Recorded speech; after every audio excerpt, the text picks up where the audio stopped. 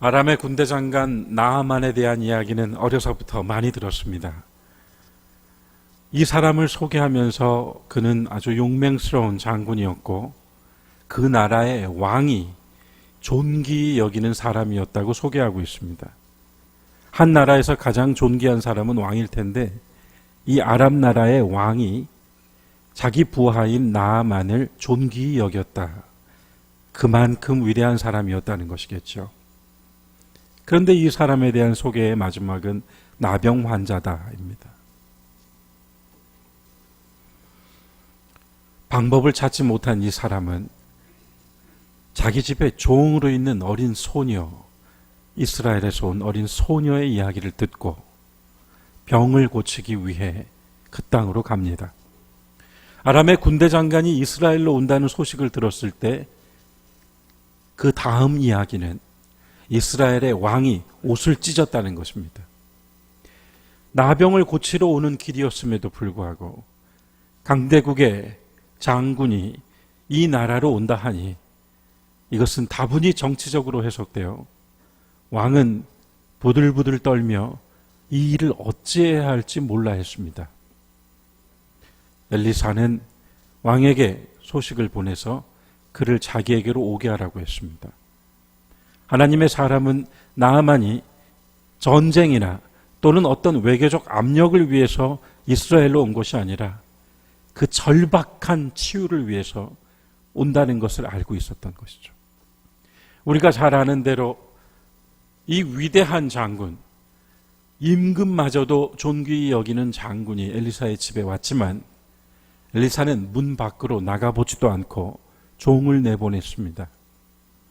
우리는 본문에서 이 열왕기의 본문에서 나아만이 몸을 부들부들 떨었다 하는 표현을 봅니다. 너무나 화가 났습니다. 뛰어나와서 절을 하며 어서 오십시오. 존귀하신 분께서 여기까지 어찌 오셨습니까? 해도 못마땅할 판에 나와보지도 않았다는 사실에 그가 몸을 부들부들 떨었습니다. 그런데 이 본문에 더욱 눈여겨볼 한 구절은 나아만이 엘리사를 통하여 듣게 된 요단강 물에 7번 씻으라는 말을 들은 후의 반응입니다. 본문에선 정확하게 그가 이렇게 말했다고 합니다. 내 생각에는 저 다메섹의 강들이 요단 강물보다 훨씬 깨끗할 것인데 내가 거기 가서 씻으면 되지 왜 요단 강물에 이 더러운 이스라엘 땅의 강물에 내 몸을 씻는단 말인가? 내 생각에는 그건 아니다. 하지만 그가 자기 생각으로 받아둔 명령을 거부하고 있을 때 부하가 말을 해줍니다. 여기 왜 왔습니까, 우리가? 더 큰 일을 하라고 해도 하지 않았겠습니까? 목욕하란 얘기입니다. 나아만은 그때 알았죠. 지금은 내 생각을 말할 때가 아닙니다. 그래서 그는 곧장 목욕을 하러 들어가고 본문은 그가 회복되어 깨끗함을 입었다 이렇게 쓰여 있습니다. 성경에서 나병은요 좀 특별하게 항상 표현되는데 그 나병을 다룸에 있어서는 치료되었다가 아니라 깨끗해졌다라는 말을 씁니다. 오늘 보신 마가복음 1장에 이 말씀 또한 한 나병 환자가 등장하죠. 여러분과 저에게 이 말씀은 도대체 어떤 의미가 있는 것일까요? 나병에 걸리지 않은 우리가 나병 환자가 치료된 이야기를 읽으며 무슨 메시지를 얻어야 할까요? 물론 문자적으로 한 사람이 오래전에 예수님을 만나서 치료를 받은 이야기로 읽어보더라도 우리는 쉽게 이해하고 아멘으로 응답하고 넘길 수 있습니다. 하지만 어떤 사람들에게는 이 나병 환자의 치료 이야기가 적어도 나에게는 예외가 되고 있는 아픈 이야기가 될 수도 있다는 사실. 마가복음 1장에서 마지막 이야기로 나병 환자가 치료받은 이 메시지가 나오는데요. 사실은 마가복음이라고 하는 이 책이 복음서에서는 제일 먼저 쓰인 것이고, 그리고 다른 걸 다 털어내고 아주 그 복음의 정수들만을 담아내고 있는데 1장부터 사람들이 치료받는 이야기가 계속됩니다. 다른 복음서와 달리요.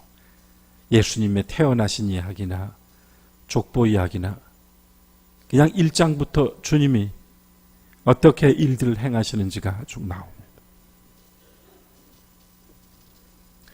본문의 바로 앞선 말씀은요, 시몬 베드로죠. 그의 이름이 언급되면서 시몬과 제자들이 주님을 따라와서 이리 말합니다. 사람들이 다 주님을 찾고 있습니다. 그랬다면 예수님께서 좋다, 혹이다, 복음을 더욱 확장하자, 그러셔도 좋을 것 같은데요. 사람들이 다 주님을 찾습니다 라고 말해줄 때 뭐라고 답을 하시는가 하면 다른 데로 가자. 가까운 다른 마을로 가서 내가 전도해야겠다. 우리 본문에서는, 성경에서는 전도해야겠다고 되어 있는데요.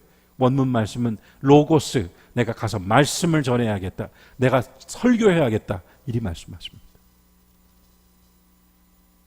그렇게 사람들이 모두 예수님을 기다리고 찾고 있는 그 많은 무리들을 뒤로하고 다른 마을로 가셔서 제일 처음 만난 사람이 이 나병 환자입니다.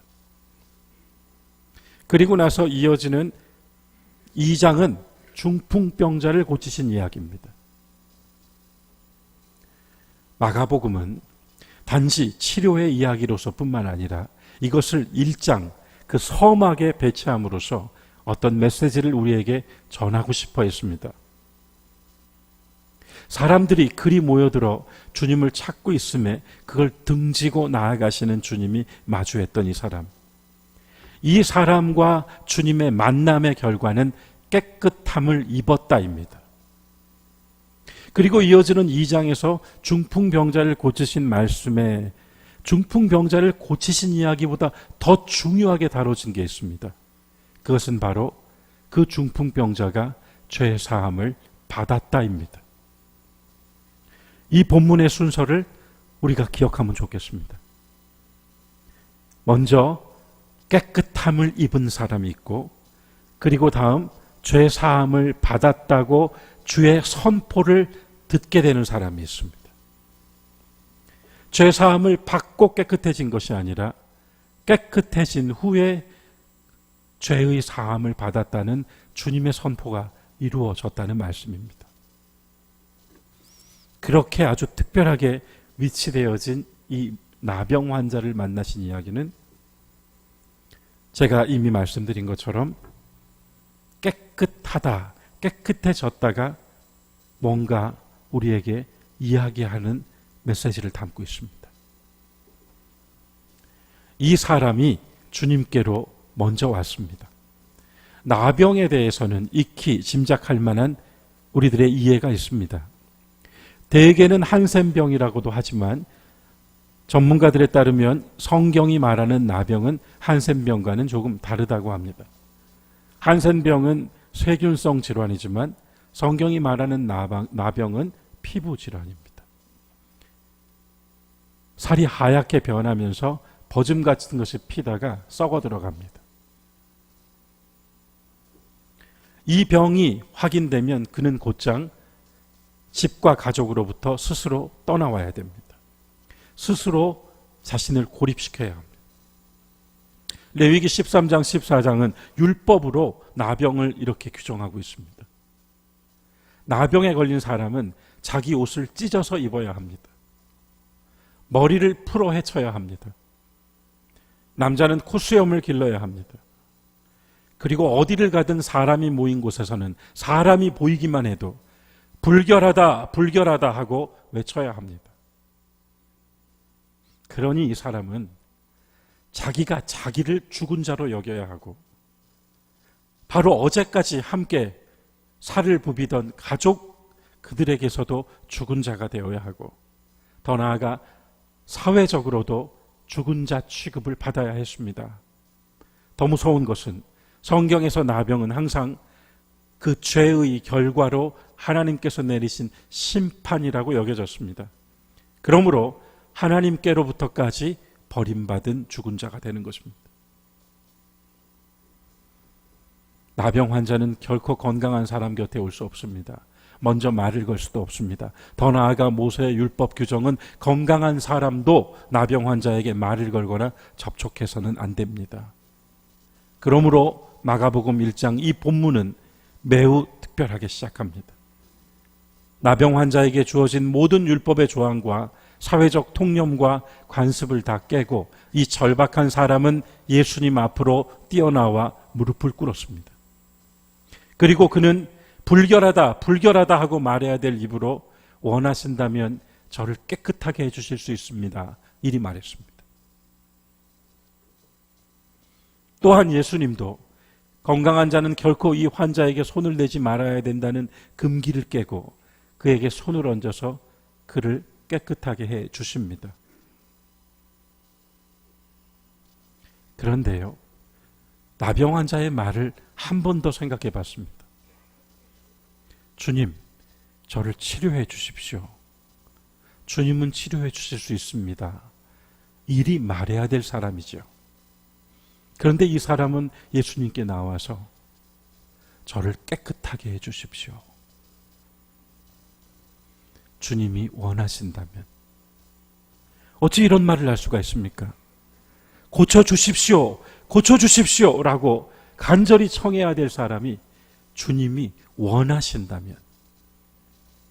이미 여기서부터 본문은 단지 이 이야기가 나병 환자의 치료에 대한 이야기를 뛰어넘는 어떤 메시지를 가지고 있다는 그런 암시를 하고 있습니다. 본문 40절, 41절은요, 평행하게 그 구절의 어떤 내용을 서로 마주보게 해놓았습니다. 우리가 이미 성경을 읽었습니다만 여러분, 이 사람은 깨끗함을 받고 싶었습니다.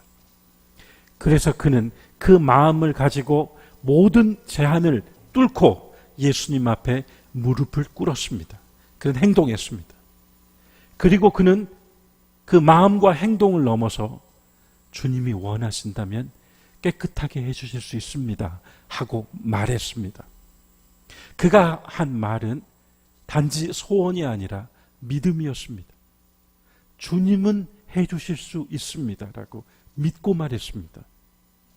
그랬더니 이어지는 41절에서 예수님 어떻게 반응했습니까? 응답하셨습니까? 주님께서 그 사람을 불쌍히 여기셨다. 마음입니다. 그리고는 주님께서 그 사람에게 손을 대셨다. 행동입니다. 그리고는 주님께서 내가 원한다. 깨끗해져라 하고 말씀하셨습니다. 이 나병 환자가 그 간절한 마음과 그 절박한 행동과 그리고 자신이 믿고 있는 것을 말하는 그 말로 주님 앞에 왔을 때 주님 또한 똑같이 불쌍히 여기시는 마음과 그에게 손을 얹어주시는 간섭하심과 그래 내가 원한다 깨끗해져라 하는 능력의 말씀을 주셨다는 겁니다. 그래서 본문은 우리에게 우리가 믿는 것이 무엇인지를 보여줍니다. 여러분, 우리는 깨끗해진다라고 하는 말을 신앙 안에서 주로 어느 때 사용하나요? 우리가 주님 앞에서 나는 깨끗해지고 싶습니다라는 마음을 구해야 할 때는 어느 때였던 거예요? 성경은 이 깨끗하다라고 하는 단어의 반대로 죄를 놓습니다. 늘 내가 어떤 죄와 또한 그 허물에 눌려 있을 때 우리는 깨끗하고 싶습니다. 주님 앞에 우리 자신을 고백할 때 우리는 깨끗하지 않음을 고백합니다.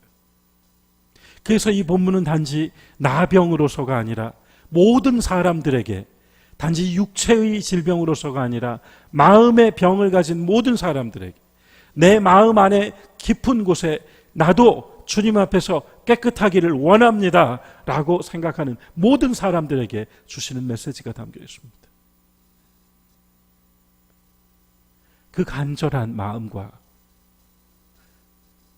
그 진실한 행동과 그 믿음의 말로 끝나는 것이 아니라 하나님 또한 똑같이 불쌍히 여겨주시는 마음과 손을 대주시는 역사와 그래 원한다 하시는 말씀으로 우리에게 응답해 주신다는 것.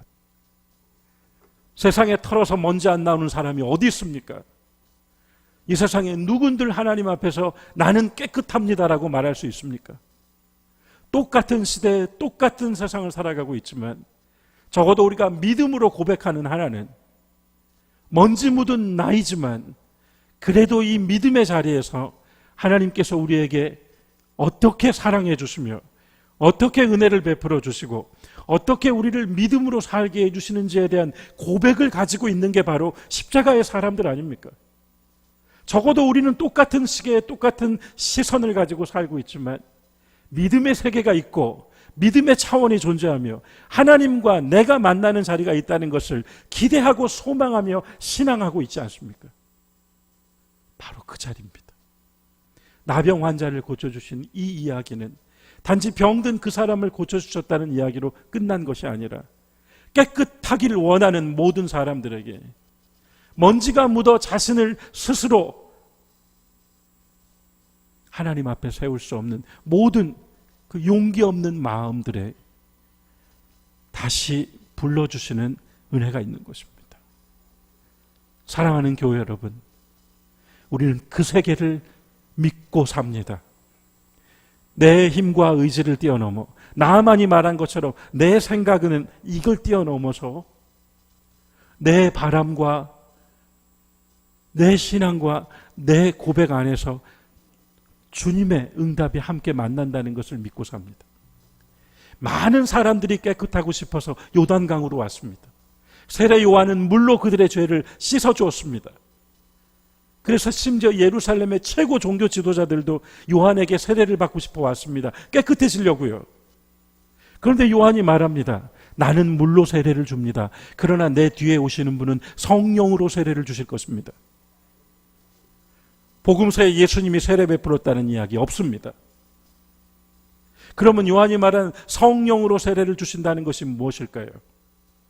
저는 그것이요, 우리가 어떤 엑스타시에 빠져서 방언을 하고 예언을 하고 그런 능력을 나타내는 장면이 아니라 내 믿음과 주님의 응답이 만났을 때 일어나는 생명의 불꽃이라고 생각합니다. 내 간절한 소망과 주님의 말씀이 만났을 때 일어나는 우리 마음 안에 일어나는 그 새로운 세계에서의 기쁨과 감격이 바로 성령의 세례라고 고백합니다. 주님은 그와 같이 곳곳에서 그들의 자리를 찾아가시고 그들에게 이와 같은 은혜를 베풀며 복음을 주셨습니다. 주님을 만난 사람들은 어떤 일을 하는 사람들이 아니라 복음이 되었습니다. 그래서 이 문제는 우리가 예수를 만나고 무엇을 하며 어떤 성취를 해나가느냐가 중요한 게 아니라 우리가 어떤 사람으로 달라져 가고 있는가가 더 중요하다는 것입니다. 마음과 마음이 만날 때 진정으로 교감이 이루어지듯이 내 마음의 간절함과 나를 향하신 불쌍히 여겨주심이 만날 때 이 믿음의 역사 또한 일어난다는 고백을, 복음을 마가는 우리에게 전하고 싶었던 것 같습니다. 더하여 불쌍히 여겨주셨다. 여러분, 우리가 이 말씀을 얼마나 헤아릴 수 있을까요?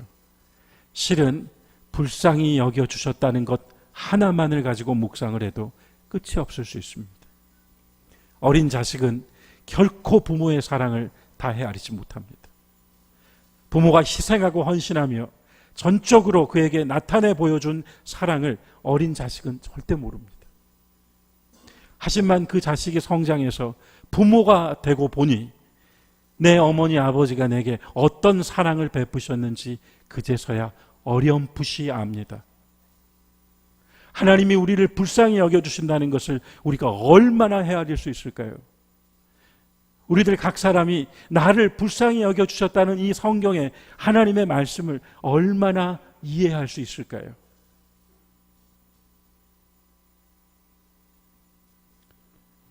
실제로 이 불쌍히 여기다라고 하는 말의 히라보가 내장, 창자라는 명사형의 변형되어 쓰였습니다.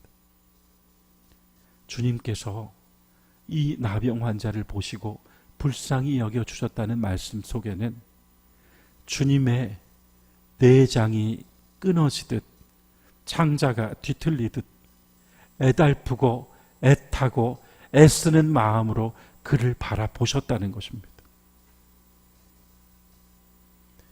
우리가 하나님께서 우리를 불쌍히 여겨주신다는 말씀을 신정으로 알 수 있는 길은 우리가 누군가를 불쌍히 여겨줄 때입니다.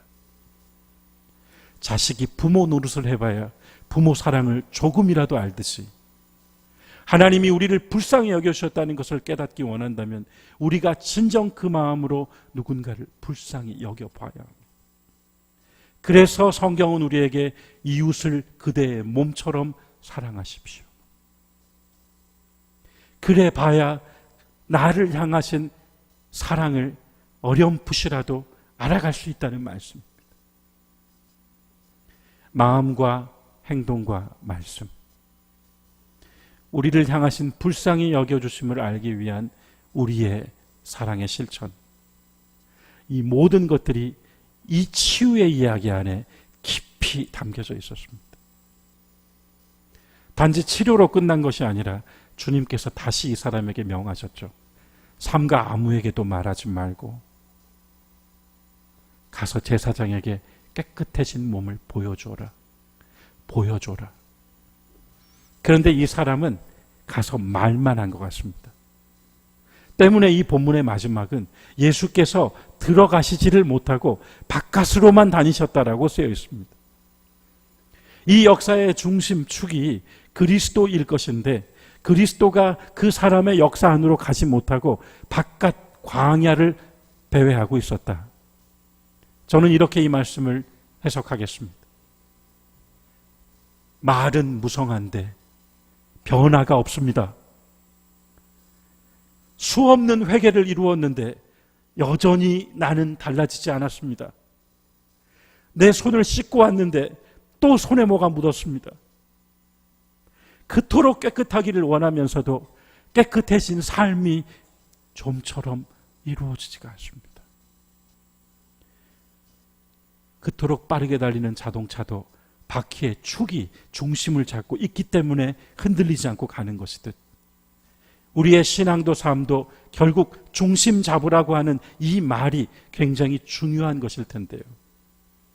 적어도 신앙인에게 있어서의 중심은 내 생각에는이 아니라 그리스도 예수이지 않습니까? 주님은 제자들을 부르실 때 나를 믿으라 하지 않으시고 나를 따르라 하셨습니다. 그 말씀의 뜻 또한 우리의 삶의 중심과 신앙의 중심이 무엇인지를 분명히 해주신 것 같습니다. 혹 내 중심에 말이 무성하지 않은가? 진정 삶의 변화가 이루어지지 않은 회개가 회개일까요? 여러분과 저 사이에서 서로 깨끗하고 진실해 보이는 것은 그리 중요하지 않습니다. 내 마음이 아는 하나님 앞에서의 내가 진정으로 깨끗함을 입기 원하는 그 간절한 소망이요. 그 마음의 자리에 오늘 이 말씀은 응답해 주고 계십니다. 말이 아니라 보이라. 가서 보이고 규정대로 하라. 사랑하는 교회 여러분, 저는 이 말씀을 제가 바로 영적인 나병 환자이다 하는 자리에서 읽었습니다. 그래야만 했습니다. 왜냐하면 저도 여러분도 모두 늘 이 사실 앞에서 하나님께 두 손을 모으는 사람들이기 때문입니다. 하지만 바로 그 자리에 우리의 간절한 마음과 우리의 믿음의 고백 자리에 주님의 불쌍히 여겨주심과 주님의 능력의 말씀이 있다는 것을 저는 다시 한번 확인할 수 있었습니다. 똑같은 삶을 살고 있지만 믿음의 세계를 볼 줄 알고 그 믿음을 삶으로 사시는 여러분들 되시기를 주의 이름으로 축원합니다. 기도하겠습니다.